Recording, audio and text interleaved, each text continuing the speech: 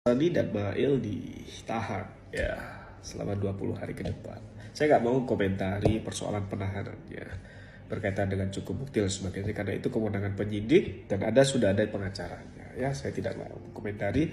Biar nanti pengacaranya menjanjikan bukti apakah Nikita Mirzani bersalah atau tidak.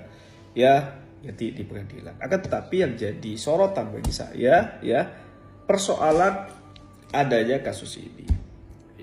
Kalau misalnya memang produknya tidak bermasalah, walaupun ada ancaman, ya, walaupun ada laporan dan sebagainya, santai saja, nggak usah hubungi sana, nggak usah hubungi sini untuk merendah dan lain sebagainya, santai saja, ya nggak? Jadi pertanyaan, kenapa kok harus direndam? Kenapa kok harus menghubungi ini dan lain sebagainya? Ya. Jadi serangan baliknya menurut saya ini agak keren kalau kemudian ada yang bisa buktikan dari pihak Nikita Mirzani ada produknya yang bermasalah dan laporkan itu. Ya, biar tahu masyarakat ya mana yang benar itu loh. Contoh ya, anjing kejepit, kita bantu tapi tangan kita digigit.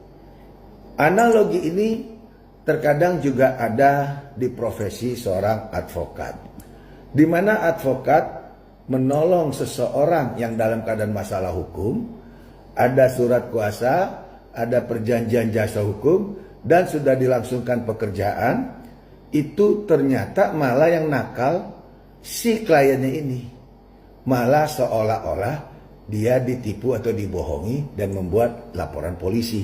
Nah, jadi fenomena seperti ini sebenarnya jahat itu adalah dari pihak si orang yang mengaku korban. Nikita itu kan jelas kalau kita tadi sudah kasih dua contoh Nikita Mirzani dan contoh adanya seorang advokat yang mempunyai klien. Contoh Nikita Mirzani dengan orang yang ingin produknya tidak digembar-gemborkan ke publik sehingga berusaha menutup daripada mulut Nikita Mirzani melalui asistennya.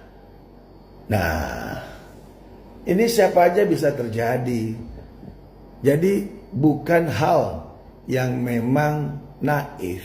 Justru yang kita pertanyakan sang pelapor itu, kenapa dia melakukan dugaan yang memang mengakibatkan Nikita Mirzani dituduh melakukan pemerasan, pengancaman, TPPO.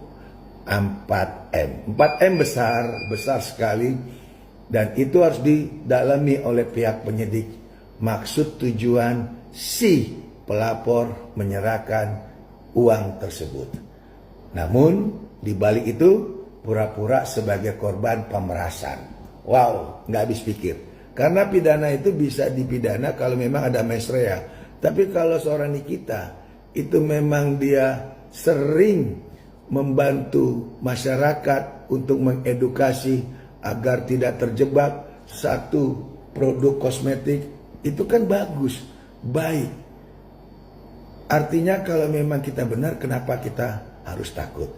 Jadi terkait masalah Nikita Mirzani sebenarnya bisa diselesaikan, kembalikan uang 4M tersebut yang dikatakan bahwa ada pemerasan sebesar 4M. Itu akan membuktikan bahwa tidak ada niat untuk menguasai dana tersebut. Kita pun masyarakat wajib hati-hati kalau nolong orang lain. Jangan nolong tapi malah tangan kita yang digigit. Itu namanya binatang. Salam, Tuhan Yesus memberkati. Semangat Nikita Mirzani. Intinya gue sih pengennya sidang ini terbuka ya, kalau bisa live, karena ini adalah kasus yang sangat lucu banget. Beberapa bulan udah jadi tersangka, sinting, dan pemerasan. Nanti kan di persidangan hakim bakalan nanya ke si bawang, ya kan, ke si Gladys, karena mukanya putih banget, putih dempul kali ya, gue gak tahu itu putih jenis apa. Gue baru itu ngeliat muka orang tuh aneh banget putihnya gitu, nggak natural gitu ya. Terus itu apa ya kalau dibilang, kan hakim nih bakalan nanya ya, kenapa kamu memberikan duit ke si Nikita sekian atas dasar apa? Terus lo jawab pemerasan apa bego? Nah itu gue pengen tahu tuh di situ. Nah makanya gue pengen ini sidangnya terbuka. Dan untuk mafia skincare sadar ya, kalau bisa nih bulan Ramadan pada tobat deh lu pada gitu. Modal sekian lu jual sekian.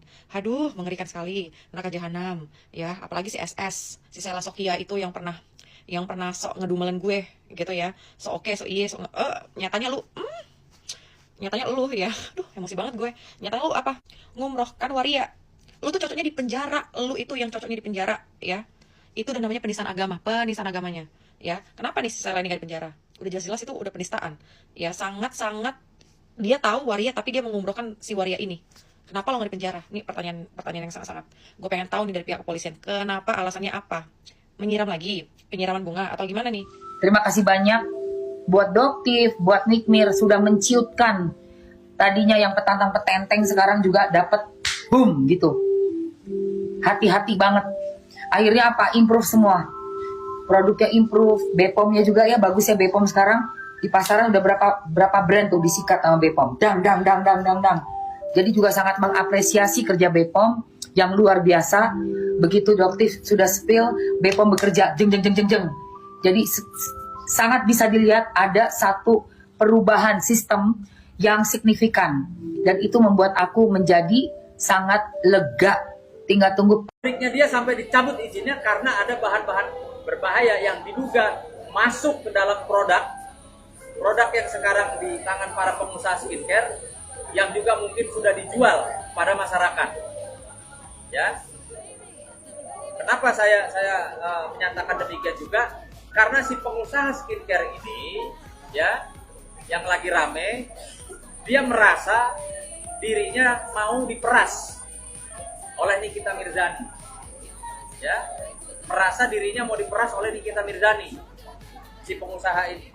Nah, pengusaha ini ngambil barangnya dari pabrik yang berkomunikasi dengan saya, yang curhat sama saya bahwa barangnya itu mengandung bahan berbahaya dan karena itulah izinnya dicabut. Nah, artinya kalau kita kembali, seorang atau para pengusaha skincare, kenapa kalian mesti takut barangnya direview oleh siapapun lah, mau sama Nikita, mau sama Doktif, mau sama Bang Nahak mungkin. Kenapa mesti takut kalau memang tidak ada kandungan barang-barang berbahaya? Kenapa mesti mengeluarkan duit miliaran? Selamat ya buat Dokter Reza yang udah berhasil menahan kakak Nikita Mirzani tersangka kasus pemerasan. Akhirnya ditahan juga ya dok ya. Selamat ya. Tapi jangan senang dulu dok. Harus dokter persiapkan jawaban nanti di persidangan seperti apa. Kenapa ditransfer? Alasannya takut. Terus kenapa takut? Nah jawaban itu tuh yang harus dipersiapkan dengan baik-baik dok. Belajarlah dari pengalaman kakak Nikita Mirzani melawan DM. Awal-awalnya emang kakak Nikita Mirzani yang ditahan, tapi setelah itu harus belajar dari kasus DM dok. Yang nyenyak tidurnya ya dok, yang banyak makannya, OOTD-nya harus keren. Itu pesannya dari kakak Nikita Mirzani. Oke dok? Lu pertanyaan gua nggak bisa, lo nggak bisa kayak begitu. Lu yang bikin perkara, lu yang bikin masalah, gua yang dijahatin sama kalian. Dengerin ya, nggak bisa. Gua kalau dibayar profesional ya, lebih dari segitu harganya. Oke, tahu, ya. Saya tahu. Ya udah, kenapa lu bilang gua meres di mana gue? Buktiin kalau gua ada meres kalian. Meres di mana gua? Gua komunikasi aja terakhir gua di Pattaya. Meres di mana gue? Enggak, lu jawab. Ayo, lu mau ketemu ayo, tapi lu jawab. Gua meres di mana? Apa yang gua peres dari kalian? Jangan dulu sekarang ribut-ribut di sini. Nggak ada ribut-ribut, lu yang ribut-ribut kok, lu yang nantang-nantangin di story. Gua mah nggak ada. Gua nggak ada takut. Enggak, lu jelasin dulu. Lu jelasin, itu anak buah lu semua, dayang-dayang lu, si Panda lah, si Sumbing lah, si inilah, si itu. Bilang gua meres apa gue? Gua tanya, jawab dulu. Itu kapan kita ketemu? Enggak, lu jawab dulu pertanyaan gue. Ya, biar kita selesaikan. Loh iya, selesai, tapi nggak bisa. Gua nggak mau gua dibilang gua meres. Gua loh, kalian tuh belum pada buta kan matanya. Terbaru, guys, Dr. Reza Gladys rupanya belum senang. Ini trik Nikita Mirzani bebas usai dijebloskan ke penjara. Dr. Reza Gladys mungkin tengah berpesta saat ini karena berhasil menjebloskan Nikita Mirzani ke penjara. Nikita Mirzani sebelumnya mendatangi Polda Metro Jaya usai dinantikan publik. Ibu 3 anak tersebut muncul dengan memakai masker yang membuat publik menilai penampilannya ganjil. Tak lama setelahnya, Nikita Mirzani resmi memakai baju orange. Baju yang sama juga dipakai untuk asistennya Mail Syahputra. Namun sekali lagi, sikap yang ganjil membuat publik tergelitik. Bagaimana tidak, wajah Nikita Mirzani tidak menunjukkan kesedihan. Dan ketika ditahan, berhadapan dengan kamera awak media, Nikita justru tersenyum manis, seolah bos dari Mail Syahputra ini tahu dirinya akan tetap menang. Terkait hal ini, jejak hitam Nikita ditetapkan sebagai tersangka memang lebih dari sekali. Bahkan dirinya juga pernah ditahan dalam kasus melawan Dito Mahendra. Kasus tersebut berakhir menjadikan Nikita Mirzani sebagai pemenang. Nikita yang sebelumnya dipenjara juga berakhir bebas dan kembali ke dunia hiburan. Nampaknya Dr. Reza Gladys halus belajar dari kasus tersebut bila memang ingin memenjarakan Nikita Mirzani.